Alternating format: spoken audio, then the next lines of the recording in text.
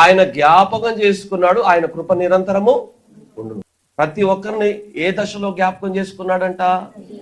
దీన దశలో జ్ఞాపకము చేసుకొనెను. దేవుడు దావీదుకి అది జ్ఞాపకం చేస్తున్నాడు. ఏది?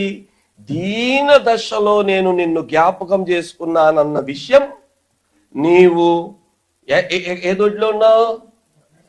గొర్రెల దొడ్డిలో ఉండి గొర్రెల కాపులో ఉన్న నిన్ను ఆ దీన దశలో నేను నిన్ను జ్ఞాపకం చేసుకున్నాను అనే విషయాన్ని ఇప్పుడు దావీదుకి జ్ఞాపకం చేస్తున్నాడు. దావీదుకు జ్ఞాపకం చేసిన తర్వాత దావీదు మాట వినండి, మనకి ఇప్పుడు అర్థమవుతాయి. ఇప్పుడు ఏమంటున్నాడంటే, ఇంతగా నన్ను హెచ్చించుటకు నేను ఎంతటి వాడను, నా కుటుంబము ఏ పాటిది. Praise the lord. ఇంతకుముందు ఈ మాట అన్నాడా? నాతాను మాట్లాడిన తర్వాత ఈ మాట, ముందు ఈ మాటని కట్టిస్తానంటే బాగుండు. ముందు ఏమి గుర్తొచ్చింది? ముందు ఏమి గుర్తురాలా, నేను కట్టిస్తాను అన్నాడు. నాతాను వచ్చి మాట్లాడిన తర్వాత ఏమంటున్నాడు? అప్పుడు దేవుడి సన్నిధిలో కూర్చొని దావీదు నేర్పుతున్నాడు. దావీదుకు దేవుడు కూడా నేర్పుతున్నాడు. దావీదుకు అర్థం కానిది దేవుడు తనకు గుర్తు చేస్తున్నాడు.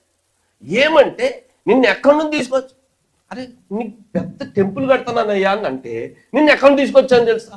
అప్పుడు వెళ్ళి ఆయన సన్నిధిలో కూర్చొని, నేను ఎత్తటోండి, నా కుటుంబం అసలు నీకు కట్టించేంత మాకు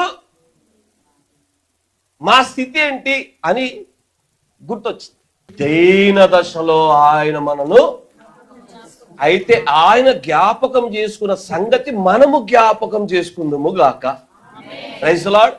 ఎవరైతే ఆ దీన దశను జ్ఞాపకం చేసుకుంటూ ఉంటారో వారిని దేవుడు జ్ఞాపకం చేసుకుంటూనే ఉంటాడు. Praise the Lord. ఆయన కృప నిరంతరం ఉండును. ఎట్లా నిరంతరం ఉంటుందంటే, ఆయన చేసినవి జ్ఞాపకం చేసుకునే వారిగా ఉన్నప్పుడు.